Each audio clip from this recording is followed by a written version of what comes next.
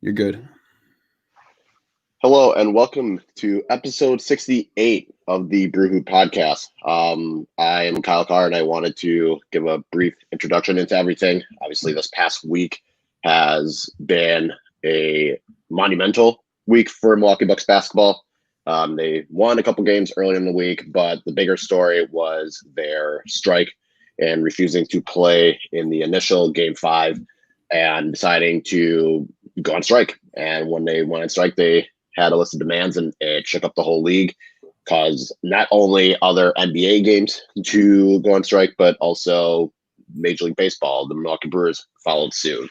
Major League Soccer had some of their matches postponed in solidarity. And even for me locally, for Madison FC decided to postpone their game that was supposed to be on Sunday. So it's definitely been felt around the league. And it's one of those things that I think this was more important to talk about.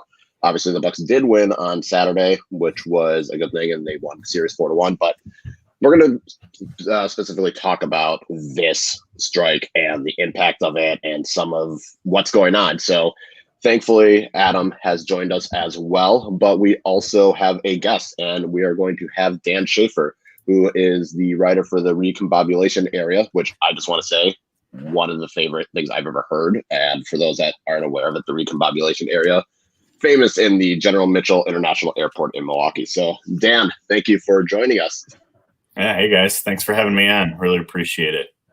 No problem. No problem. So, yeah, we wanted to have you on just because you have been very involved in the Milwaukee politics and also being a Bucks fan yourself. So it's kind of a nice combination of the two worlds. But if you could just kind of give us a brief outline of who you are, what you've done, and I guess how we've gotten to this point. Yeah, sure. So yeah, definitely been a week where of worlds colliding. I write a weekly political column that I founded and self-produce called the Recombobulation Area. As you mentioned, the Recombobulation Area is named after the one-of-a-kind place in Milwaukee's airport. Where you go after you go through security. There's no other place like it. Recombobulation area. Recombobulation is not a real word, which is why I love it. So I started that about a year ago, and I've been a journalist in and around Milwaukee for the better part of the last decade. I've worked at Biz Times, Milwaukee Magazine, Milwaukee Business Journal. I freelanced for just about every other publication in the city. Some Bucks fans might know some of my work from about 4 or 5 years ago now, when the arena fight was going on. I was covering that in great detail at the time, and then since I moved to Seattle, and since I've moved back, I've been doing my own thing, writing more as an opinion columnist. And as an opinion columnist for the past year, there's been no shortage of things to write about in the state of Wisconsin.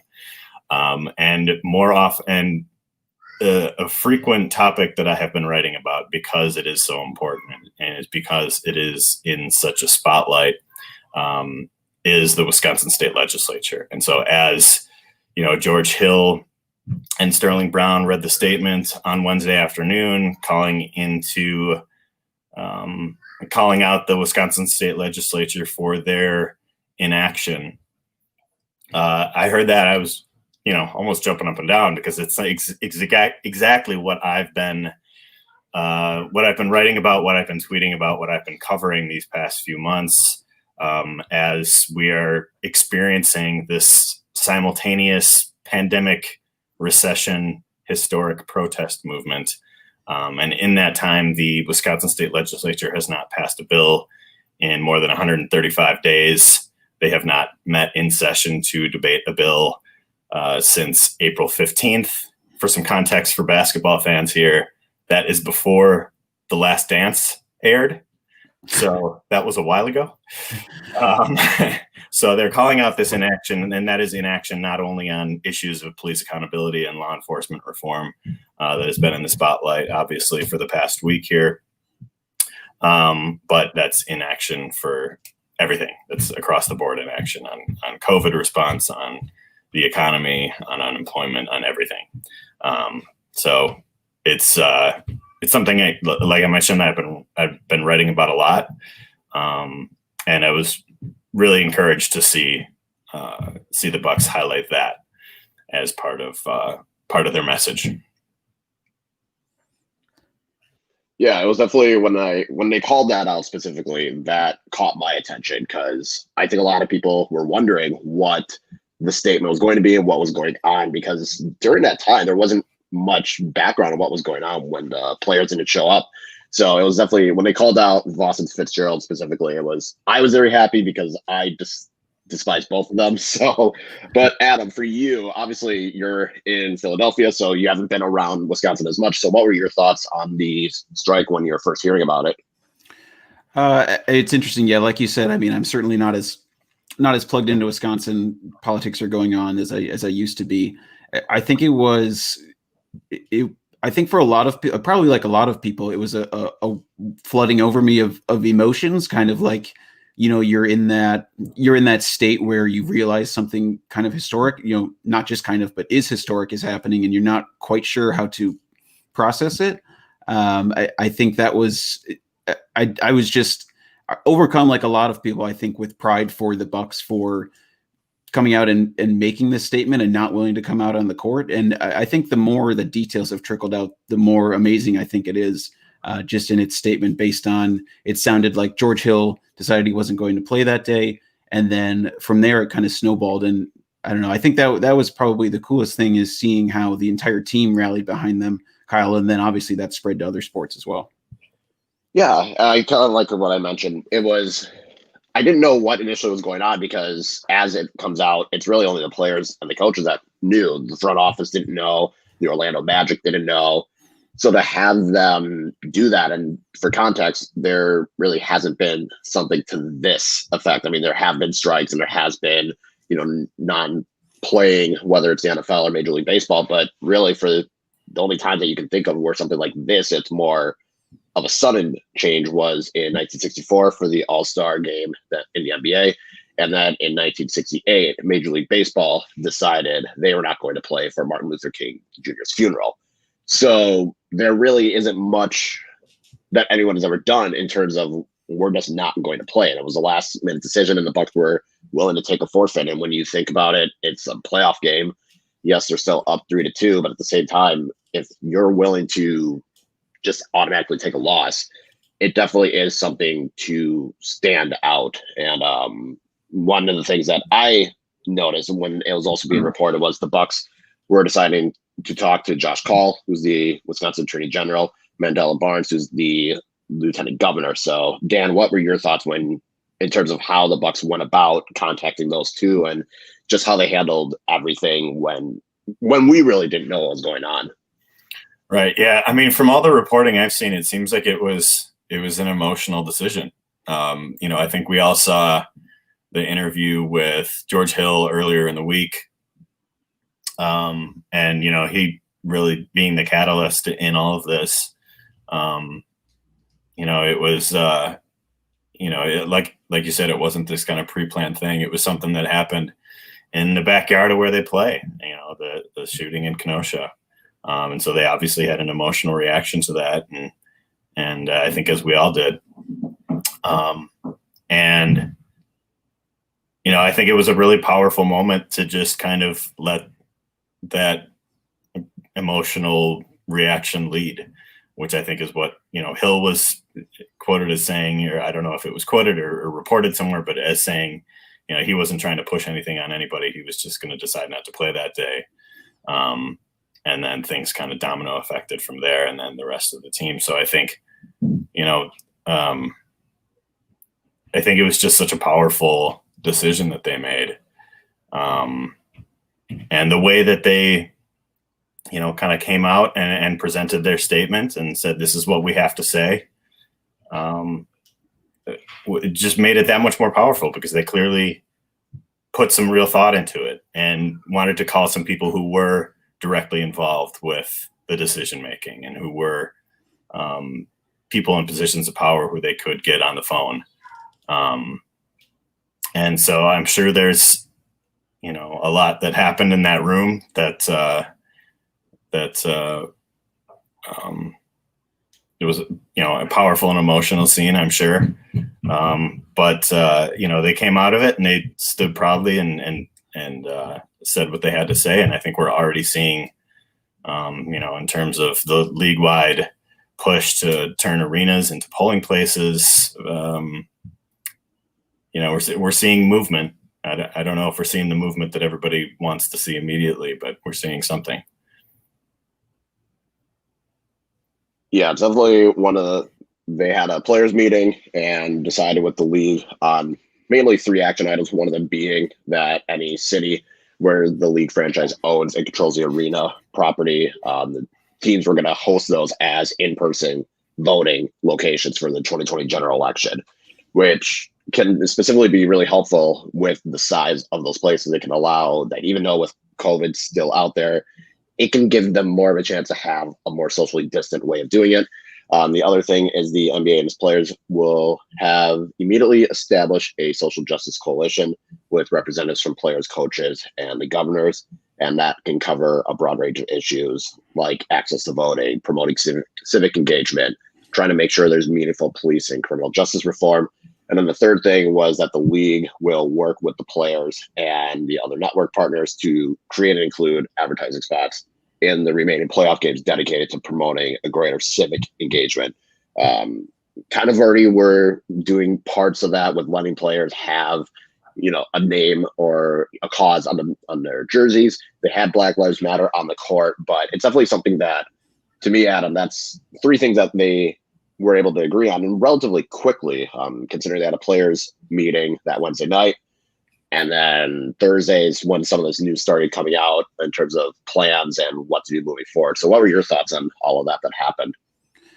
Well, I think, like Dan was saying, it seemed like an incredibly emotional moment inside that locker room. And so I was just really impressed that they were able to, compose themselves and think, okay, well, what do we want to get out of this? Take the extra time. I know there was like a report they were going to make a statement, but then it wasn't until about an hour later that they read their statement. So it was just really impressive on all of their parts to sort of, come up with an idea for what it is they really want to see. And then, like you said, this plan really came together quickly with the league for, action items that the players can expect them to move on quickly. I think the polling places one is obviously that's the one that's sort of easiest to wrap your head around, given it's the most concrete.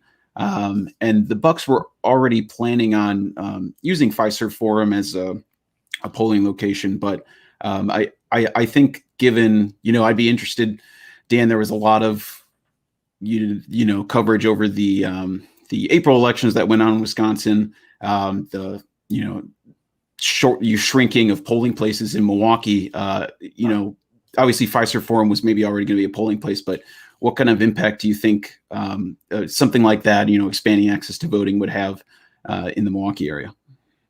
I think it definitely can have a big impact. And I think as far as I know, Miller Park is going to have some component of a polling place there as well.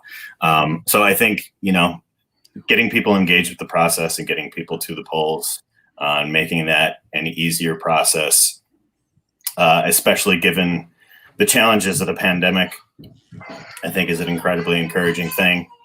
And, the turnout in Milwaukee County in the last election was down significantly.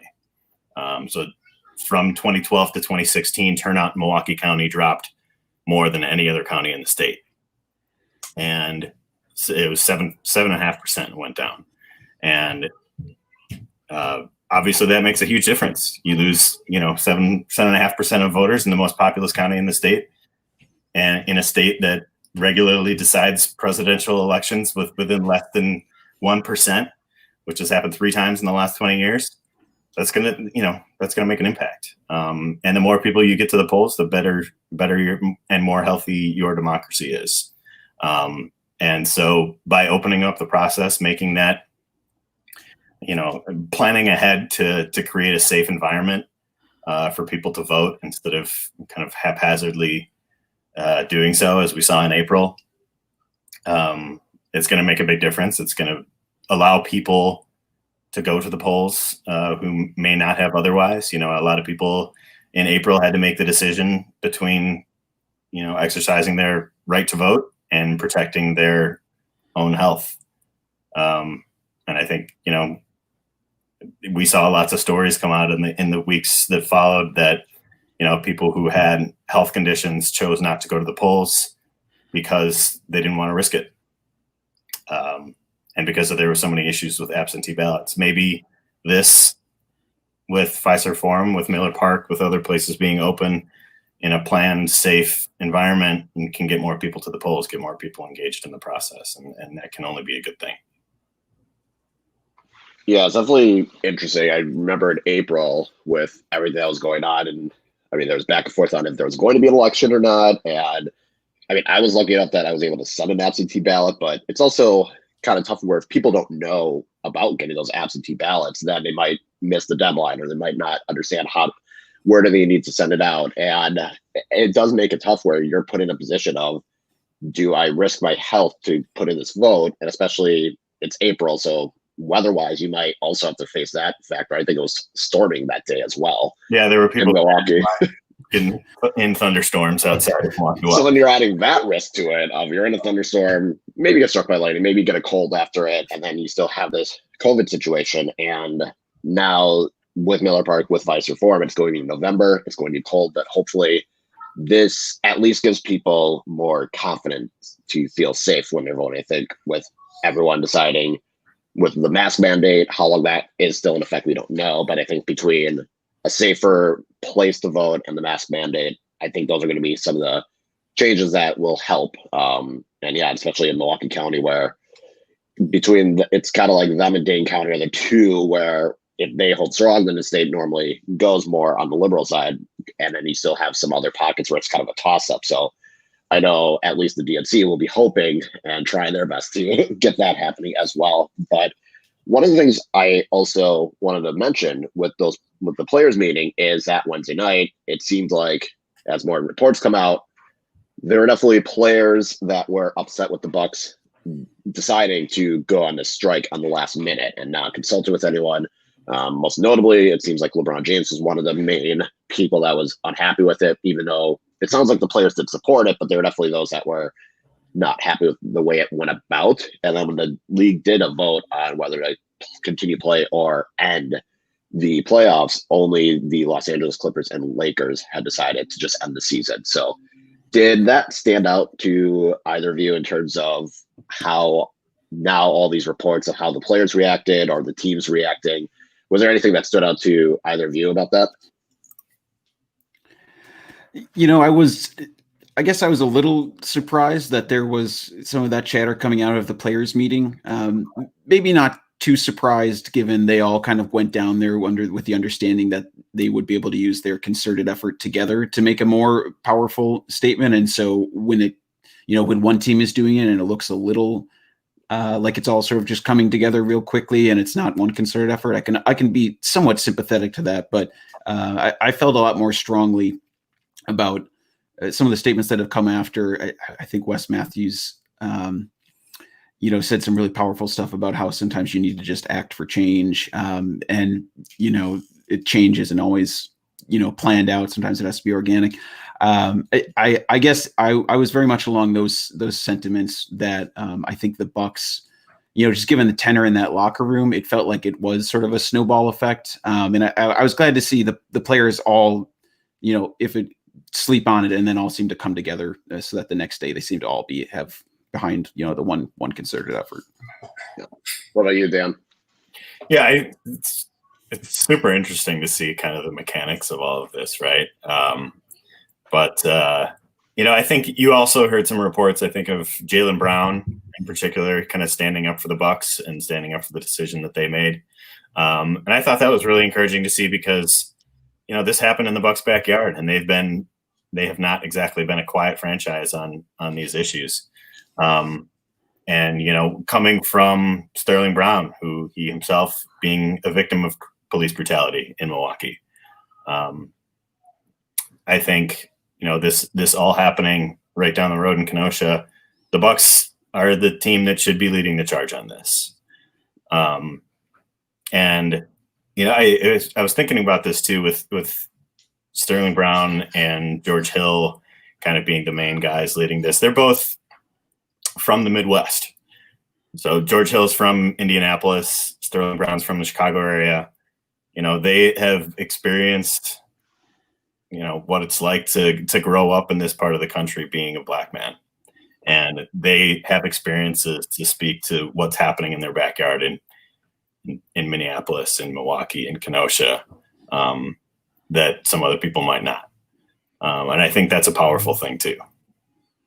Yeah, I was going to say it was interesting when Giannis was interviewing, and it was mentioned that when he first came over as a rookie, Caron Butler, who grew up in Racine, so another Midwest guy, was trying to tell Giannis, like, hey, if you're walking on the street, make sure to have your hood down, and like, here are some things to watch out for. And Giannis was completely caught off guard. He's like, wait, why would that matter?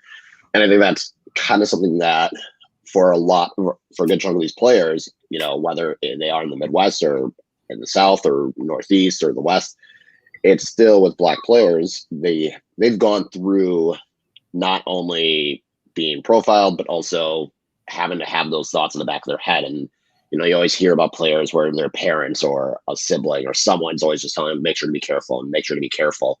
And, when you have someone like Giannis coming over, and Giannis was going through a different hardship as well. I mean, he was probably facing some form of racial harassment being a Black man in Greece, but it wasn't to the same degree that it is in America. So I think it was interesting in that aspect. And yeah, like you mentioned, Dan, with having Sterling Brown and George Hill being the two that lead it, it did seem fitting, just with having two guys from the Midwest and Sterling Brown in particular.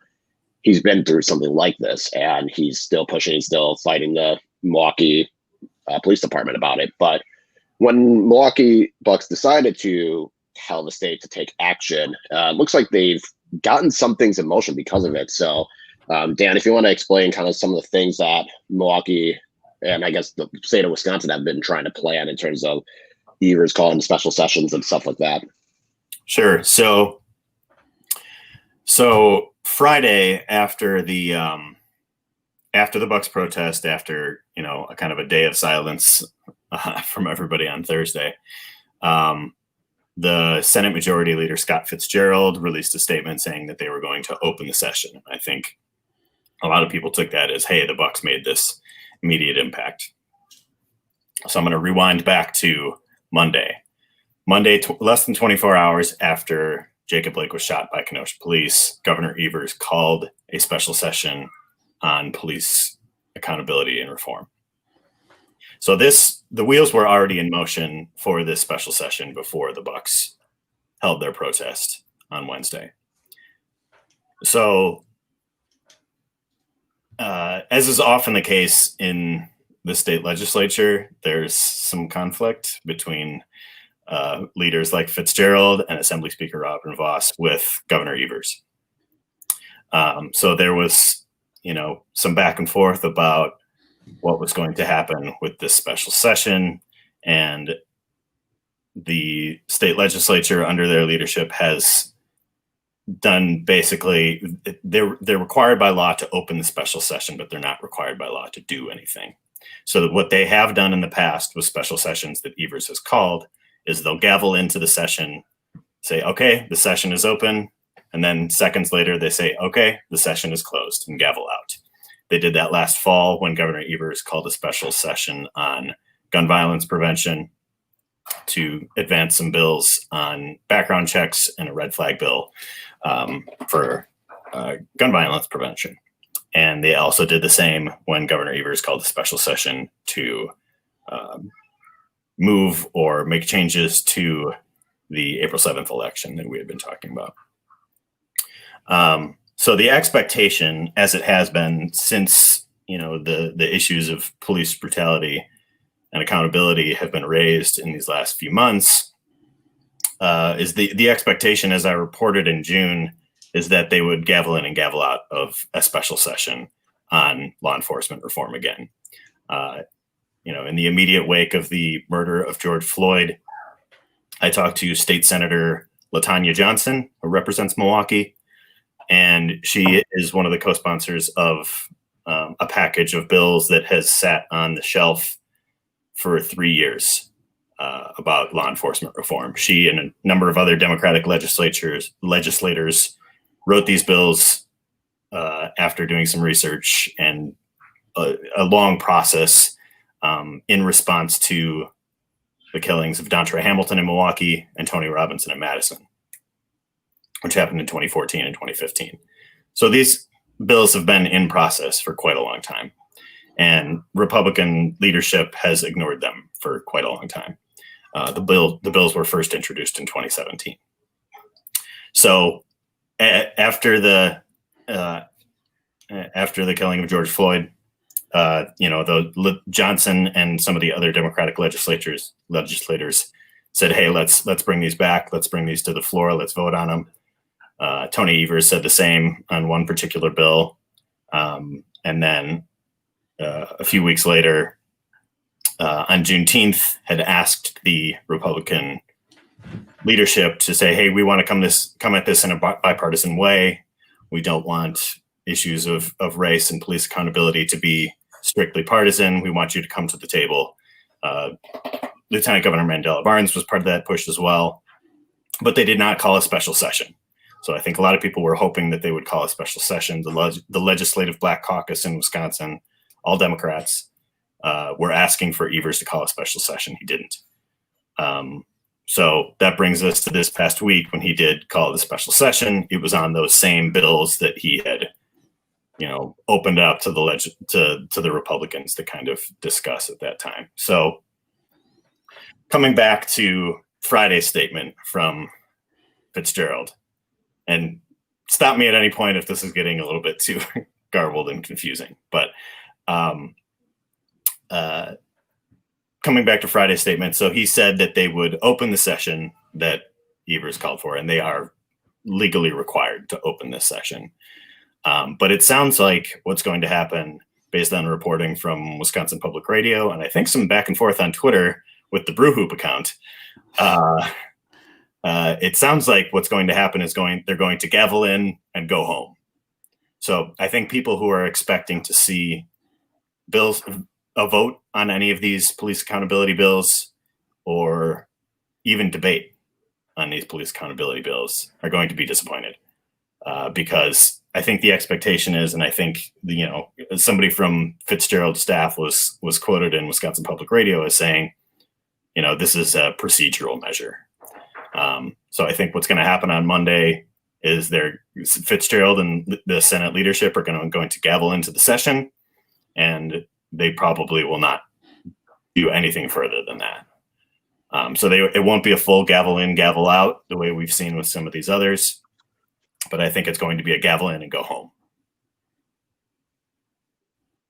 Yeah, that's pretty much been their MO since Evers was elected, unfortunately. And I actually wanted to ask, because I know you were out in Seattle, and is what's going on in Wisconsin, is that something that's more like a one-off Wisconsin situation and it's kind of rare, or is this something that you see in other locations, primarily something that you may have noticed in Seattle as well? It's tough to compare.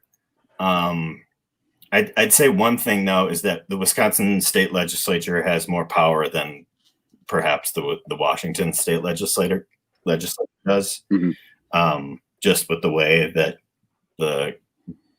kind of the way the government is structured in Wisconsin gives the Wisconsin state legislature a lot of power. So I think, in Seattle, I was mainly writing on some other issues out there. But things like transit, like Seattle was able to make their own decisions on that, and Milwaukee is not really able to without the help of the state legislature, for example. So a lot of these reforms need to happen at the state level, because it's just the way the law is structured in Wisconsin that doesn't allow for the kind of local control that some might want to see.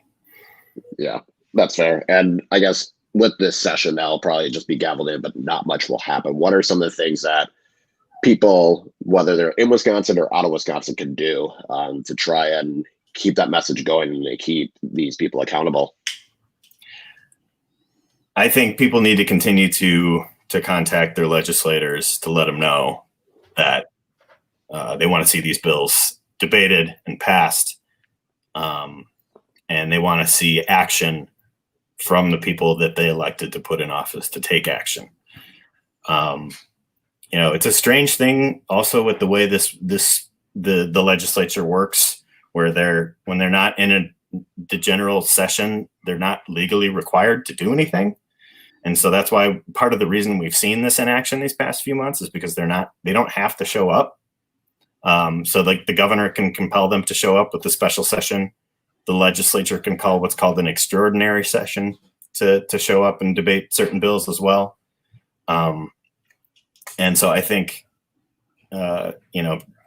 to keep the pressure on to keep the legislature working is going to be really important as we go forward. And also, there's an election coming up and every seat in the assembly is on the ballot. So no matter where you are in the state of Wisconsin, there is going to be an election for state assembly. Now, some of those might be running unopposed. Some of those may have been already decided in the primary, like you saw in Madison, Milwaukee, and some other districts.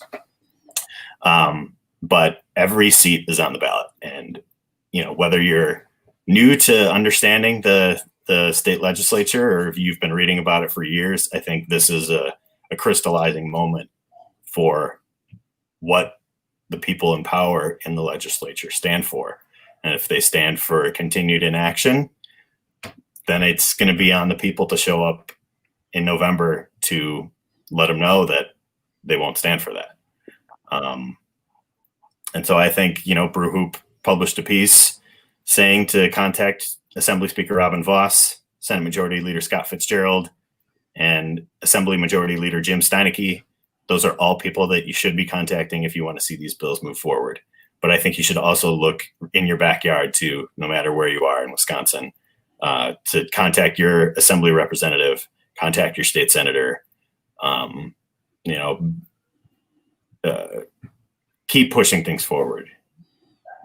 For sure. And for those that are not in Wisconsin, still the same thing kind of applies where you just got to vote and pay attention to your local elections as well. So, Adam, I don't know if you had anything that you wanted to add before we transition over to a short preview of the series against Miami Heat. Yeah, I guess I would say I'm one of those people who hasn't read much about the Wisconsin state legislature. So, like, Dan, just briefly, like when would they normally be in session? Just for anyone who doesn't really necessarily know that. So it normally coincides kind of with the budget cycle. So like every 2 years, they'll start a new session. They're required by law to meet at least once a year in January. There's a story that I wrote back in March that seems like several lifetimes ago that was about. It was the last story I published before we went into kind of like the emergency stage of the pandemic. And it was about how the state legislature had been planning to take a 9-month break. So they had not passed a great deal of bills in this session, which to a certain extent is to be expected when you have divided government, when you have Republicans in the legislature and a Democrat in the executive branch. They're obviously not going to agree, especially considering how polarized Wisconsin is. But they were still planning. There were still a lot of bills on the table even before this pandemic recession protest movement that the Republicans were planning to ignore. And so I think Evers, some of the legislative Democrats were trying to push things forward. So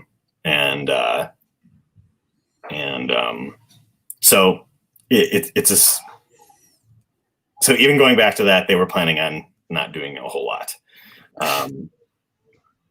which is it's just a strange thing that they can be that inactive for that long. But if you look through the history of it, election years are not years where a lot of legislating gets done in Wisconsin. Presidential election years, that is.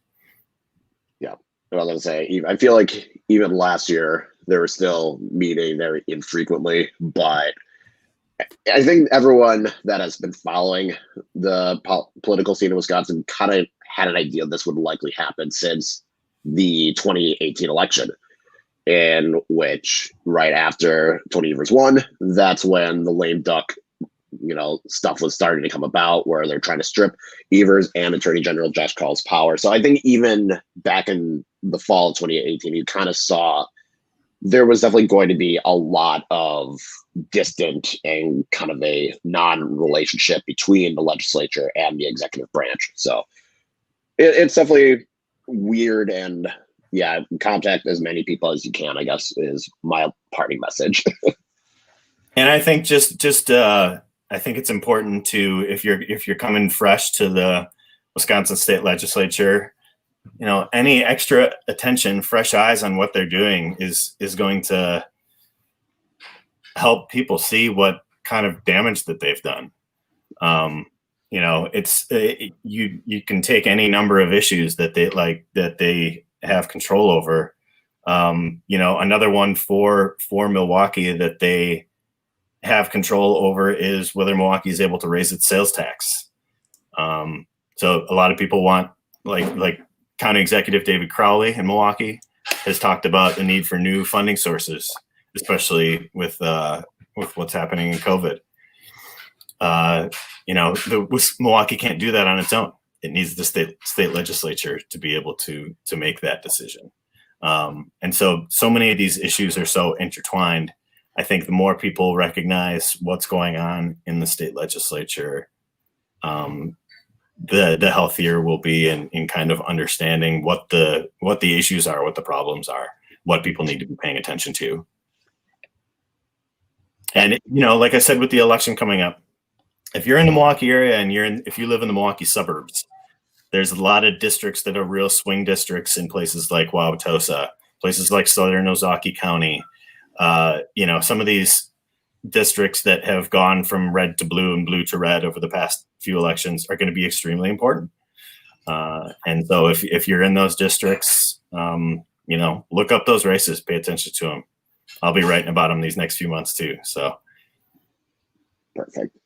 Yep. Make sure to read the recombobulation area. Like I said, Dan does great work on it. We're going to take a quick break, and when we come back, we will briefly talk about Milwaukee closing out the series against Orlando and the Miami Heat series that is upcoming. So stay tuned. 37:40. Okay. All right, and we are back. So, yes, on Saturday afternoon, Milwaukee Bucks were able to close out the Orlando Magic in the rescheduled Game 5 with a 118-104 win. With that, they are going to face the Miami Heat, and Game 1 will start actually probably later tonight if you're listening to this on Monday, 5:30 Central. What were your guys' thoughts on the Orlando series in general? I know Adam and I, we talked about it last week about some things that were concerning, but Milwaukee at that point had at least started to turn around. But is there anything from your two's perspective about the Orlando series that Milwaukee should look on as a positive, and some things that they should be concerned about heading into Miami? You guys are going to let me talk some hoops too? This is exciting. Absolutely. Yeah, Kyle gets to hear me all the time, so I'm interested what you think, Dan. Okay. Great. Well, I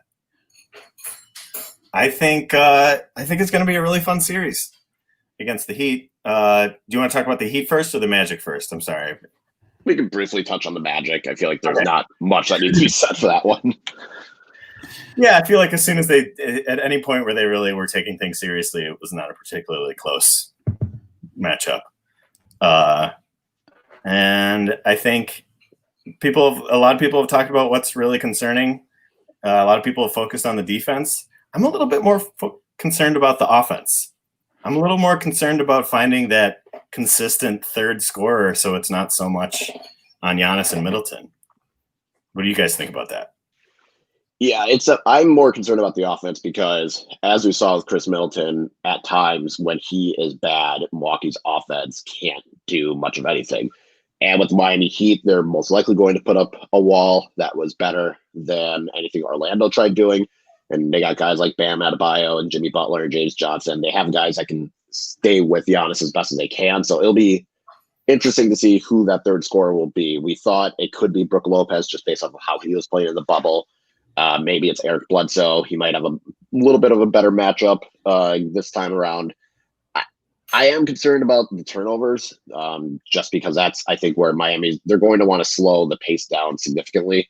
So anytime you have those possessions, you're going to have to take full advantage of it. And I think careless turnovers are going to be a huge problem for Milwaukee if they get careless with the ball.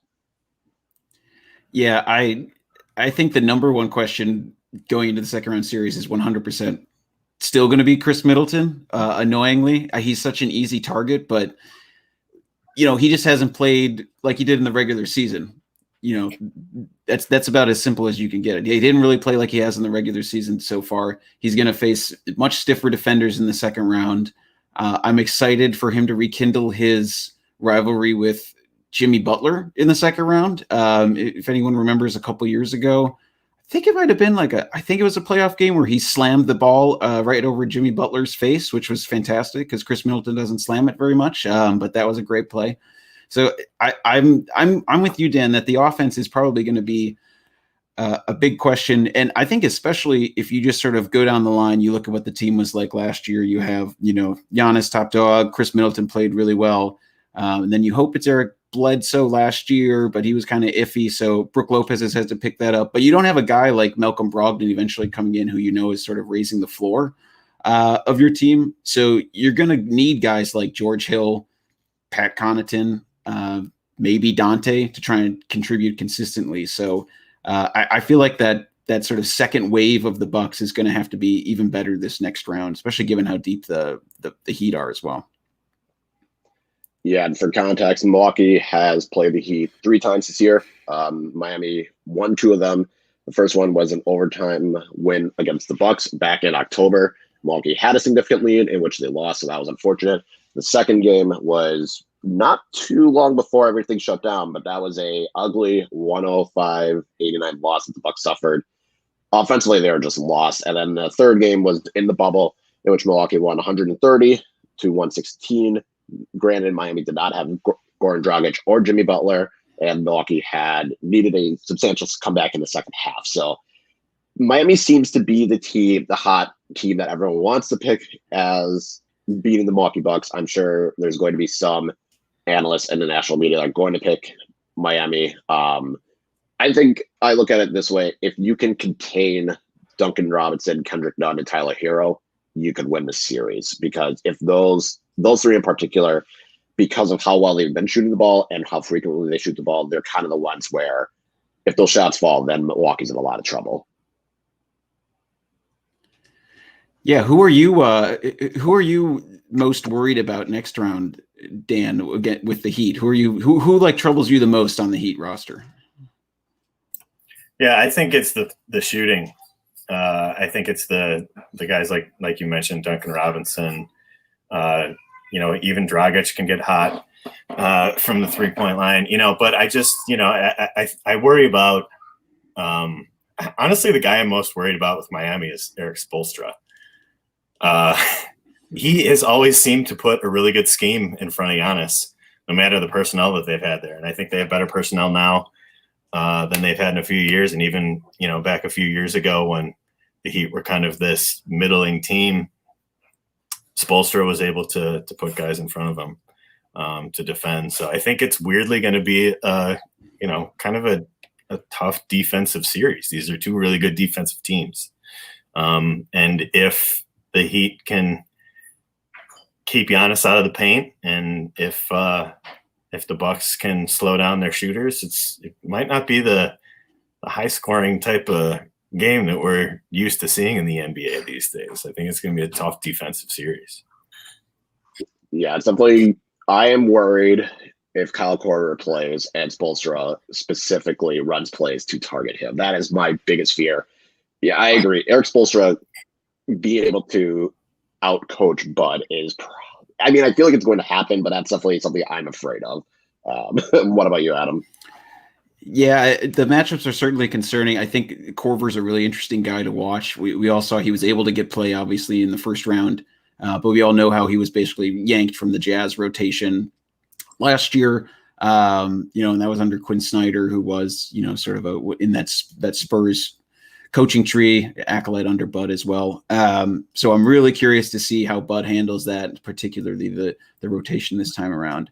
I think what I'm very interested to see how Bam Adebayo plays in a full series against Giannis, whether it's he really is the kind of Giannis stopper that people have anointed him as, or if it's sort of a Al Horford situation like we got last year, where granted Bam isn't, certainly doesn't look as washed up as Al Horford did last year, but it really took Giannis about one game to solve the puzzle box that was Al Horford. I'm curious if we're going to see a repeat of this year, where it just takes him, he might struggle in game one, but then he kind of has the moves and counter moves that attack him better in game two. Yeah, that's fair. Dan, is there anyone on the Bucks that you think is going to be the biggest X factor? I think it's always Eric Bledsoe. Can't argue that. I think, if he, he's going to be so important defensively, running around, stopping these shooters and stopping the point of attack. But also offensively, if he can get going and he can get to the basket, the Heat might have Bam Adebayo as a terrific defender, but they don't have a ton of other rim protectors. So if Bledsoe can get past that first line of defense and get to the hoop, that's going to be super important for them. And then just kind of the way the Heat play, is Lopez going to be a factor on the offense? Are they going to go to him down low to kind of when the offense gums up a little bit? Are they going to be able to do the space the floor splash mountain stuff with him? I think that's going to be. It's those two guys, and then if it all depends on kind of somebody from that next group, that Connaughton, DiVincenzo, George Hill bench group. Like if somebody gets hot, if somebody really starts playing well. I've not exactly been encouraged by the play of a lot of those guys, except for George Hill. George Hill, I trust with my life on the court. outside of him, I don't. The rest of the guys can kind of come and go. True. Yeah, Marvin Williams for me, I think it's going to be that bench guy that I think he'll make a difference, especially if Giannis does get into early foul trouble. And we saw from Game 5, Marvin hit timely threes, and I think that's going to be the biggest thing is, can these guys off the bench make timely contributions? We know George Hill is very capable of it, and we know in flashes Dante DiVincenzo did it in the bubble. Pat Connaughton, not in the bubble, but in the regular season, Pat Connaughton has done really well since he came back. So it will be a challenge. And I guess, Adam, what do you think is your prediction for the series? I'm going Bucks in 6, not to do a super cliche call that actually calls back to the Heat series so long ago. But I think it's going to be Bucks in 6. I could see them stumbling potentially out of the gate. Maybe we'll see what adjustments are made. But I like Bucks in 6. I also like Kelly Olynyk as Heat player. I'm going to hate the most by the end of the series. Oh, yeah. What about you, Dan? Yeah, I think it's Bucks in 6. I think Spoelstra gets him 2 wins. I want to say Bucks in 6 as well, but I feel like I'm going to say Bucks in 7. And there's going to be one game that Spoelstra completely outcoaches Bud, and it's overwhelming. And there's another game that Duncan Robinson and Tyler Hero are going to combine to go 12 of 18 from 3 and crush the Bucks. But then I just feel like it's going to be a game where I'm still going to stick with Bucks in 6, but I wouldn't be surprised if it went 7. I just think Milwaukee's the more talented team, and I think Milwaukee not having to play in front of a Miami Heat crowd, which would be loud and potentially cause issues, and you don't have to worry about Miami nightlife. I think you get spared to that. So yeah, I'll stick with Bucks in 6, but wouldn't be surprised if it went 7. So yeah, I think that's really. I do think there's real opportunity for Giannis to go off in this series. You mentioned the Adebayo stuff. I don't think he's going to have a huge problem with him in a one-on-one matchup.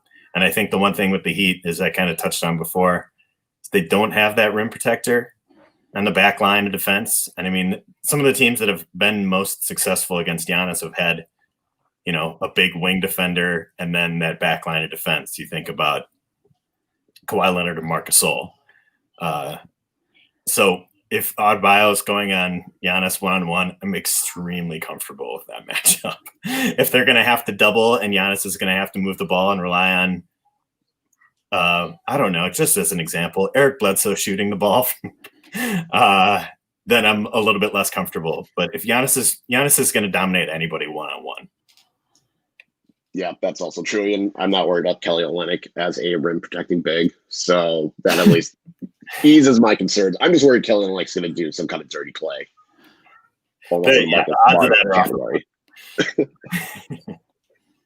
But yeah, that is all we've got for today. Once again, I thank you, Dan Schaefer, for coming on. Adam, thank you as well. Riley, I hope your move is going as well as it can, because we know moving sucks. But make sure to check out brewhoop.com to follow any stories that were going up. Mitchell has been working a great job getting stories up. Riley will have his Monday morning media recap.